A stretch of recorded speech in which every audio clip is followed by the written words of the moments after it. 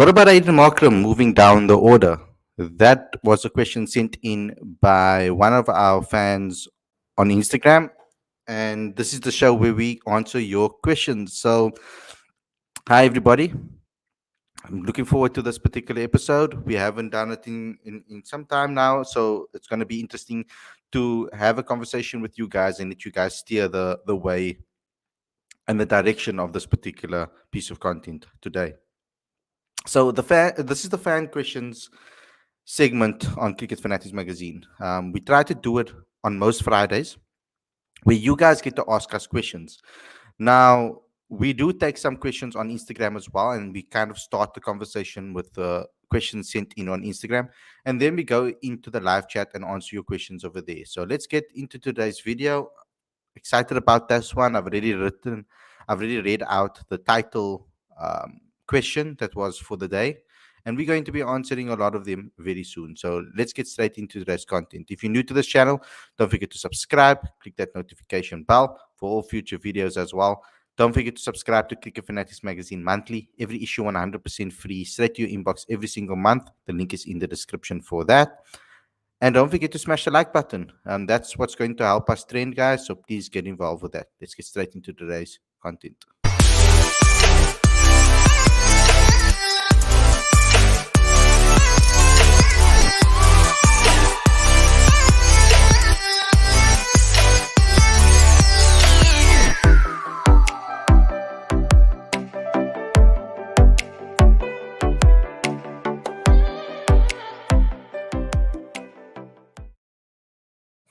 Good evening, everybody. Welcome to Cricket Fanatics Magazine. This is your fans Q&A section daily show. I'm your host, Hashim Amla, and this is my co-host, Aditya. And today we're going to be answering your questions. So let's get into it. Let's get straight into the questions. We've got the first one over here from JLJ Jerome. He says, why is Keshav Maharaj undroppable?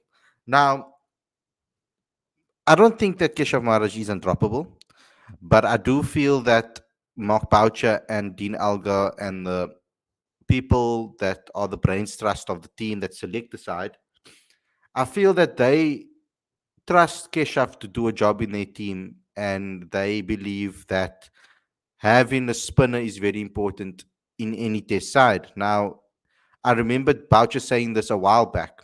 So was regardless of the questions that are happening currently with Keshav, particularly in this series, because of his performances or his lack of game time at Centurion at the Wanderers, underutilized in this particular test match.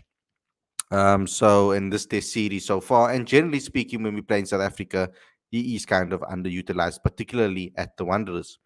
So I don't necessarily say that he's undroppable. I just think that there is a desire from Mark Boucher and the coach and the brains trust of the Proteas that want to have a spinner in their side, an experienced spinner of that to have a alternate way to go if the bowling attack isn't working or their plan A isn't working.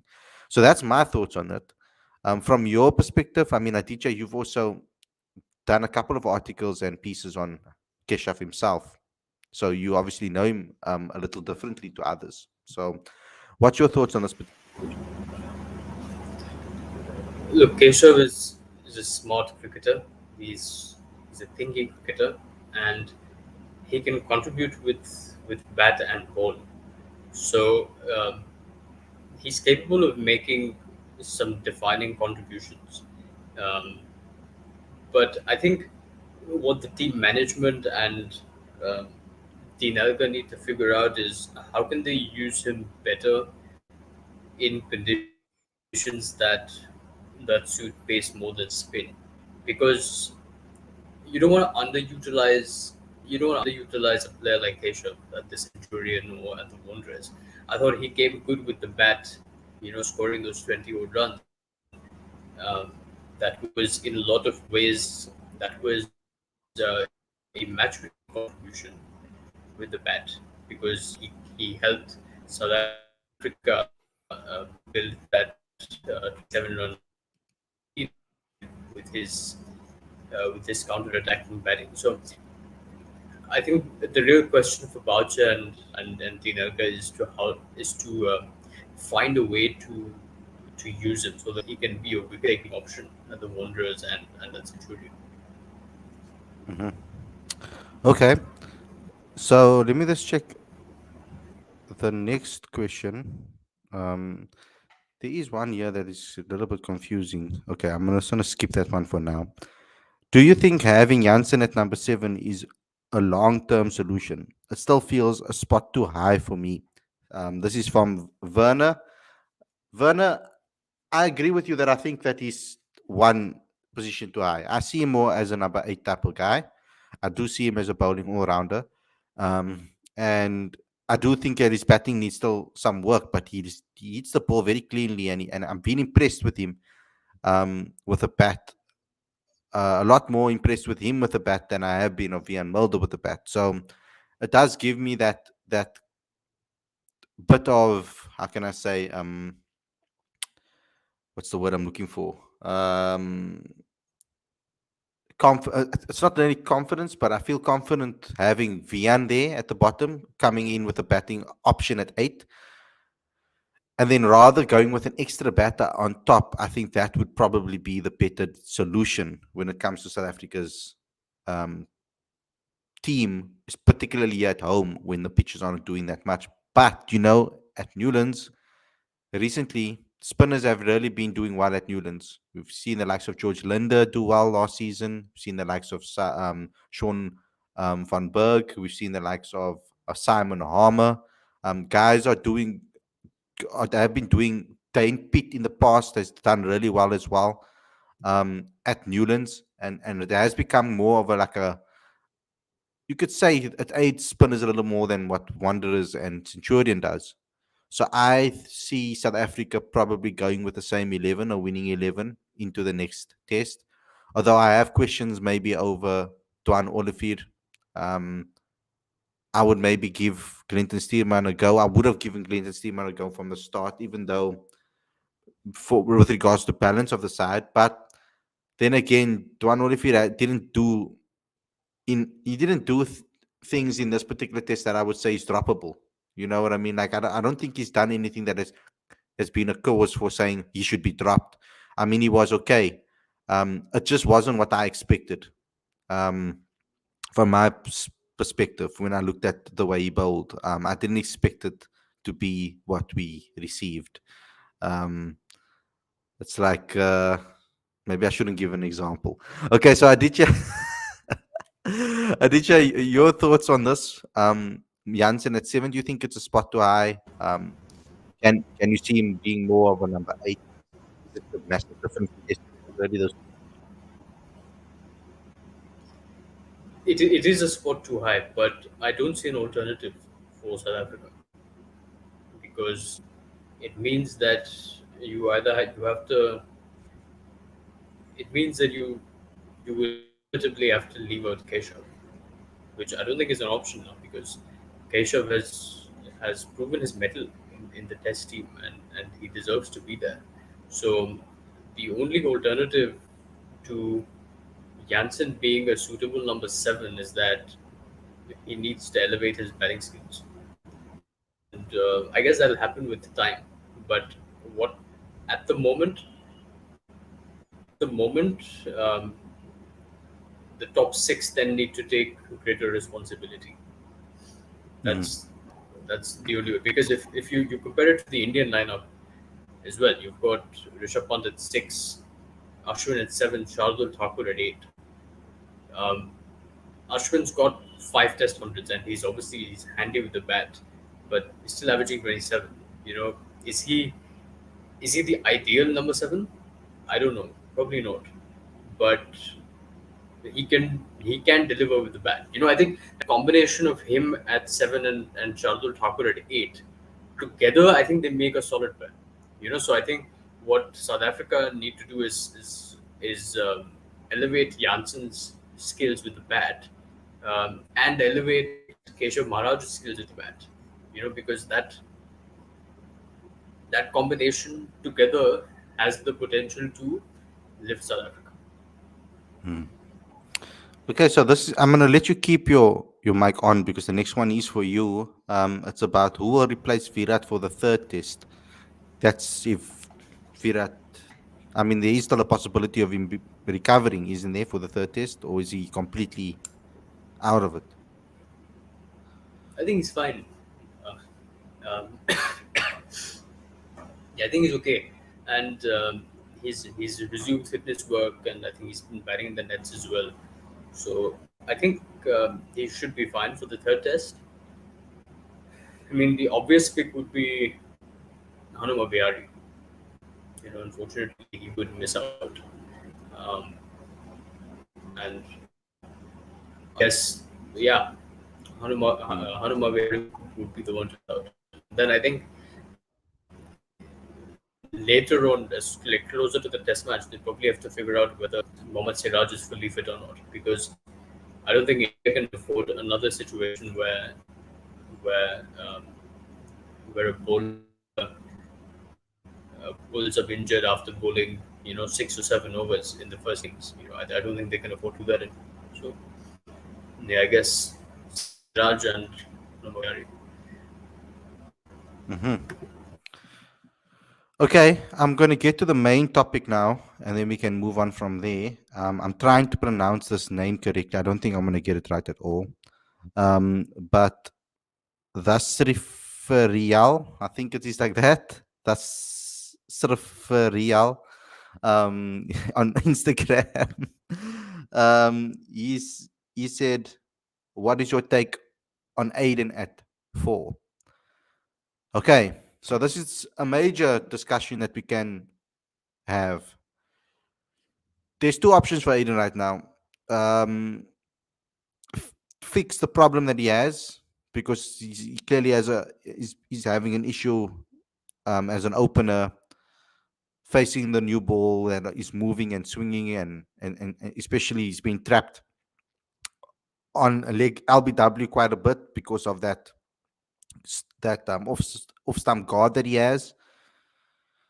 So there has been some questions about Aiden Markram. I mean, he gets some pretty 30s a lot of the time in Test cricket, as well as in ODIs. It seems to be the two formats that have been haunting him in international cricket because he starts off so well, he looks so good, and then he goes and loses his wicket. Um, Majority of the time, things that can be avoided. Uh, for example, maybe misjudging a ball and then nicking it onto his stumps, or playing at a loose shot, no foot movement across the line. That's been an issue. Playing if you're in trapped LBW, that's an issue, of course. So technically speaking, I mean, I do think he'll get better and better, Aiden, as time goes by. The more games he played, I mean, against Pakistan, he was amazing. A century and a 60, I think it was in that particular series. So he has shown his ability with the batting. In West Indies, he got a 60. Um, so he has been he hasn't been the worst batter in our team. Like I don't think that he's been bad enough for us to start calling for his head. I mean, I think he's been below average on what I expect from him because my roof is very high for Aiden. But I can see ha- this being a potential option, specifically because of how many young all rounders we have in South Africa. So when you look at the top batters in South Africa in the domestic scene over the last 5 years, majority of them are openers. Now, that's quite weird because there was a time on a period when we were searching for an opener. We didn't know who to go with after Stephen Cook. And we were struggling to find a partner for Dean for a while. We were struggling to find a partner to open the batting with Alvaro Peterson was an answer. I mean, Stephen Cook was an answer. There was always, has been in recent times, problems with our opening position. So when Aiden was discovered, and he kind of had a meteoric rise to the top to play international cricket. Because I remember I was still in contact with him in his first season back at the Titans, when he just went on an incredible 6 match spree or 5 match spree where he was just scoring centuries and scoring runs almost every week. So automatically he went from there straight into the South African side after his comeback, because he kind of made a no, I wouldn't say disappearance. He was playing some varsity cricket for 2 years. He was worried about his studies or focusing on his studies, and then playing for university and for Northerns a bit. And then he decided to obviously sign a contract with the Titans and Northerns. And ever since then, he just went up the rankings and went straight into, I mean, from in South Africa, I'm talking about, and went straight into the as the opening partner. And then on his debut match, we saw what happened. In his debut match against Bangladesh, he got into a little bit of a run out debacle with Dean Algo, who ran him out on, I think it was 97, if I remember correctly.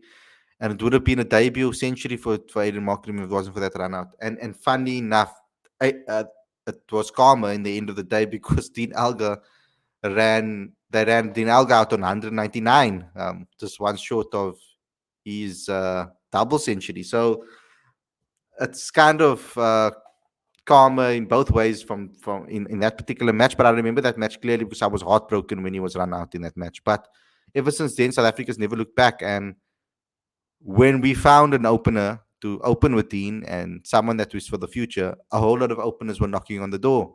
Eddie Moore, Grant Rulofson. You can talk about Janneman Malan, Peter Malan. But Janneman's now moved to 4 in for Boland. There's Dominic Hendricks. There's been so many openers that I can mention that have been really Sadal Irvia, who's currently part of the squad.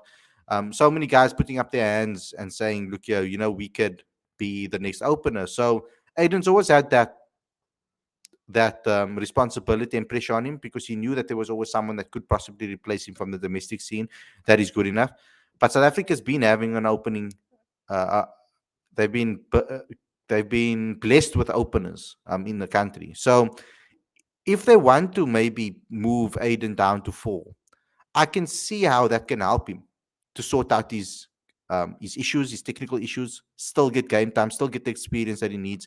And I feel that he can play there. I mean, he's good enough to come in and play his natural game at 4, I think, in Test cricket. I don't think he necessarily has to be an opener. He's talented enough to be able to bat lower down the order. I don't see an issue in that, a major issue in that, because I feel that there are enough openers available to come into the setup and be an opener with Dean Alga. I mean, I think Dean Alga is kind of a guy that should be very easy to partner up with because of his style of cricket. He's a very gritty guy. He's a fighter. So it should be easy to be able to partner up with him. If you can find a guy that maybe is similarly patient, I think that will suit South Africa more. If there is someone that is also patient on the other side, it would be like them bowling to 2. Imagine them bowling to 2 Dean Algas, how frustrated an opposition team will be. But yeah, so I think that because Aiden also has improved his game against spin over the years, what I've noticed since that India tour and the Sri Lanka tour in Sri Lanka, his game against spin has really come a long way. We saw it in Pakistan that how confident he looked against the spinners. I wasn't as worried as before. So I think that helps him as well, maybe being a number 4. If Janneman is the answer, that could also be an option. Tony DeZorge could be an option. Eddie Moore is an option. Sadal Irvia is an option. Matthew Bretsky is an option. There's so many openers. Grant Rulofson, I feel. We've got to keep an eye on Kyle Verreynne. So I see I see why you'd want to do it, and I totally get the point of it. But I'm not 100% convinced that is maybe the answer right now. Like, I feel more comfortable in maybe moving Temba Bavuma up 1 and then bringing in a batter at 6, a newer guy in at 6, to the sturdy that, or make that batting lineup a lot stronger. Or not at 6 or at 7, perhaps, even. Aditya, what's your thoughts on Markram moving down the order? I disagree completely. Uh, because if you move Aiden down the order, what's going to happen to the player who's already there? You know, you've got Dean Alga as captain. He's not going anywhere. He's going to be opening batter. Keegan Peterson has earned his right to play a few more innings at 3 because of that 50 that he's made. Rassi van der Dussen has scored 650s in 12 games, and that 40 that he made with Dean Elgar was crucial in South Africa winning the game. So he's earned his right to stick around at four. So if Aiden comes down at four, can Rassi van der Dussen open the innings? I don't think that's fair on either, because both have been working towards one opening the innings and Rassi doing well at four. Temba is at five. He's going to continue at five because he's done well this series. Kyle Verena has just come in. He deserves a longer run. So where is the space to move Aiden down the order? It's either Hmm. Aiden is opening or someone else is opening. But I don't think the possibility of Aiden batting at four even exists remotely. Yeah. At the moment, it doesn't look like an easy decision to make. That's not an easy decision to make at all. That's why I said I would rather prefer to see someone come in and bolster the batting department as a whole and protect him for the future than to move Aiden out of the opening position where he has scored runs in the past. Yes, he's maybe not as consistent as we'd like, but I'm sure he'll come right with more cricket um, being played. I think New Zealand is going to be a very interesting tour for him, and I think these ODIs need to be his focus right now because I think that will help him with his Test game as well. I think it definitely will, but it doesn't help that they haven't decided where he's going to bat in ODI cricket either. Um, so that's another thing. I feel that he should be um, in the top four in ODI cricket. That's where I feel that he deserves to be. Um, but with Yaraman Malan's performance, I can't look away at him as the opener with Quinton de Kock because he's been excellent. So Aiden has to find a way to fix that technical flaw in him because I think he is the answer. He should be the answer for our opening, you could say, problems that we've been having recently. We just need the two of them to put on a proper partnership and take the pressure off each other and work as a team. Dean Alga and Aiden. But well, I mean, I think it's you know it's a bit tricky because we talk about players going through a rough patch of form or whatever, but it's, with Aiden, it's obviously there's a technical flaw there with his off stump guard, and I think even Herschel Gibbs pointed it out on Twitter uh, during the game. I mean, my question, I think it would be interesting to get a sense of his thinking behind behind behind that guard, because he's an international cricketer. He's thought about these things before implementing them in the nets and ultimately in the game. But that's something that would be interesting to learn about from him. But even other than that, for him to fix it, that's going to take some time. And we need to be patient with him there. And I think he's sort of earned that, right? Because he has produced performances in Pakistan. He's done well in the West Indies as well. And every time that Aiden is confronted with a challenge, he does come back strong. He comes back a better player. So he'll come back a better player from this as well. Um, and Mm, hopefully he can also figure it out in the ODI series against India soon after this last Test match.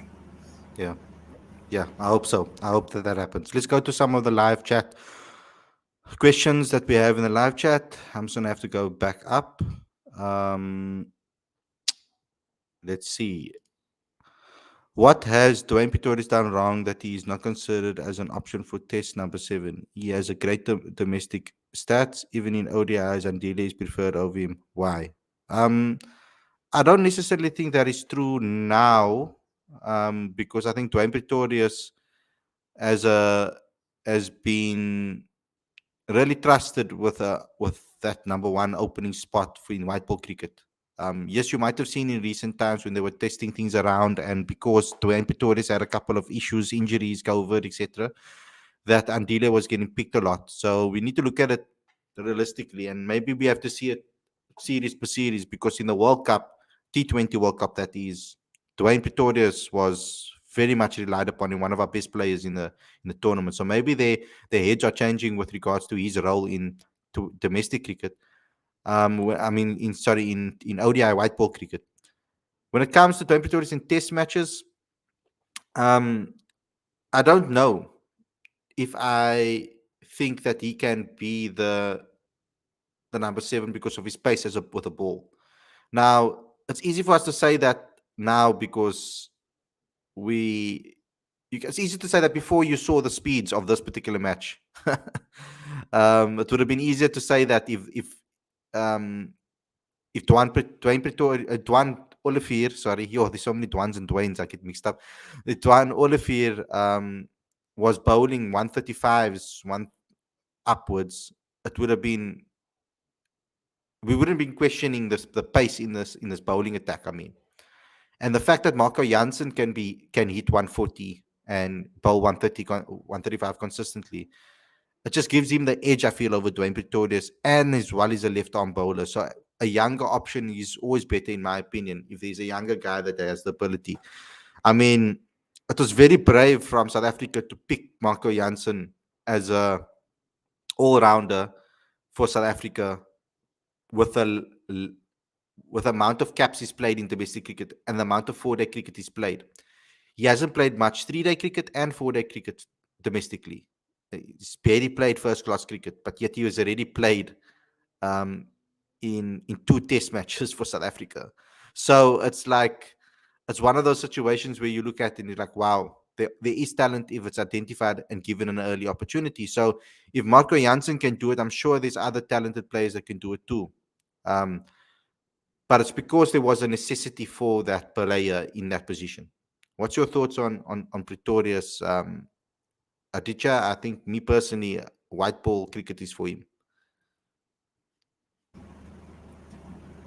To be to be honest, I think he's a bit far down the pecking order with in red ball cricket.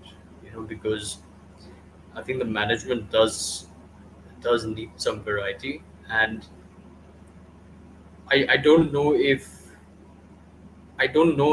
Dwayne Pretorius is what they're looking for as certainly as a bowling option.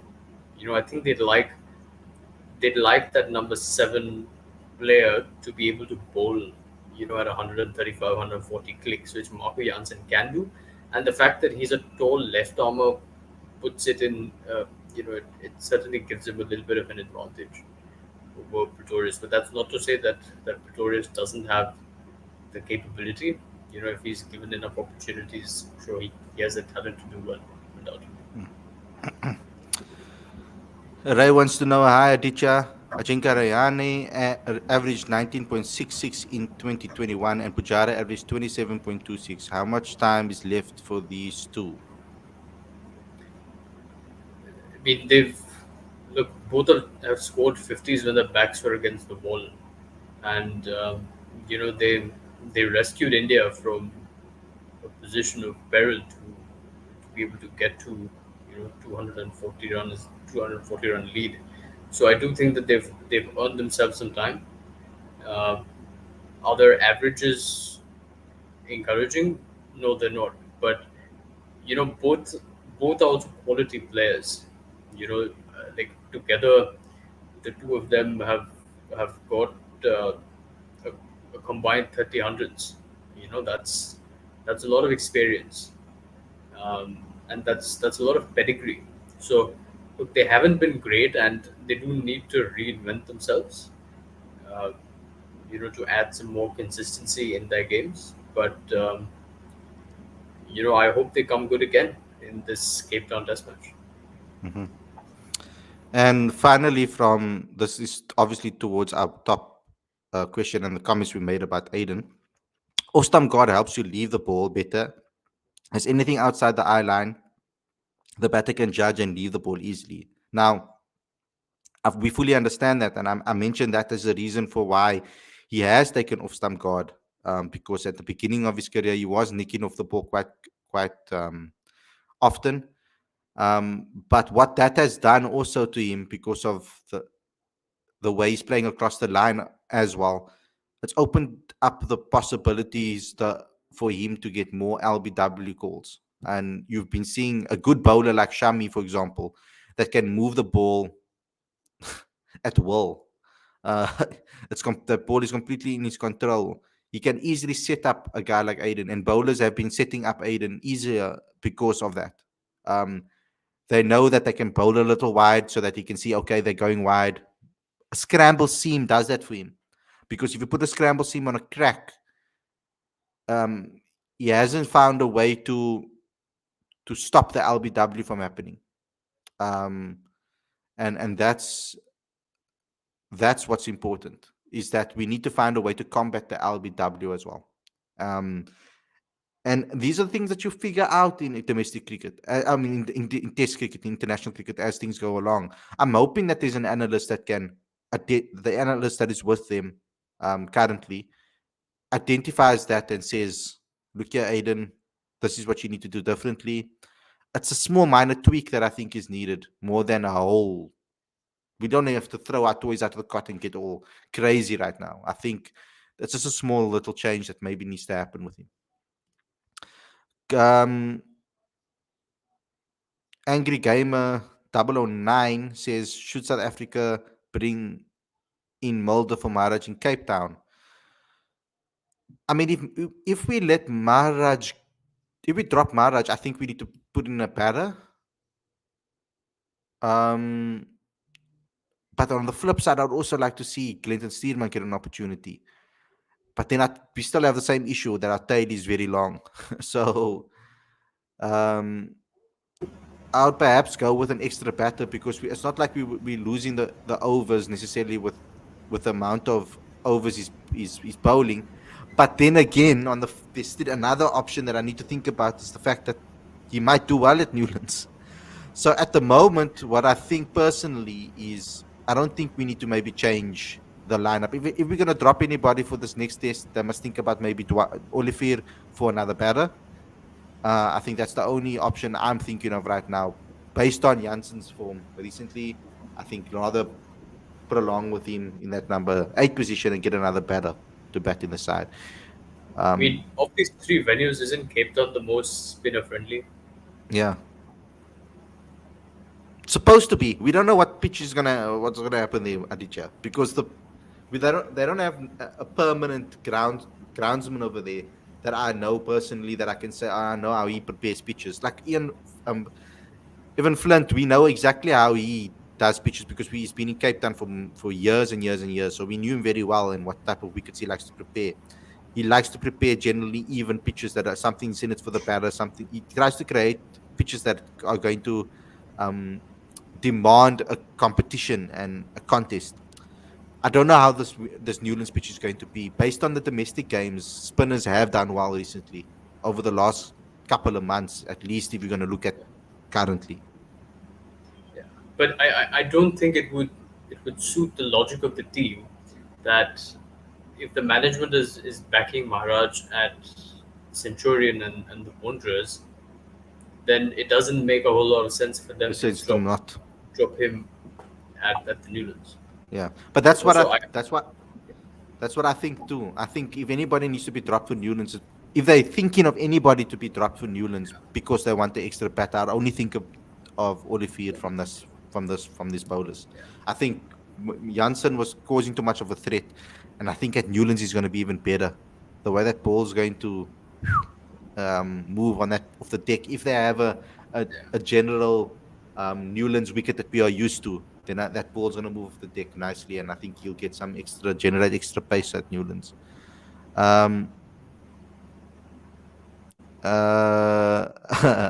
Aditya, our selectors have often not gone with what makes sense, which is 100% true. Kohli, 71 century coming up in Cape Town Test. What do you think? If Kohli plays, Kohli's going to score. That's my prediction. yes, cricket is my religion. Sachin is my god. Virat is his deputy. He leaves me overawed. 71's coming up, baby. Okay, guys, let's leave it there. Thanks a lot for tuning in. We will do a preview show for the next game, of course, like we normally do.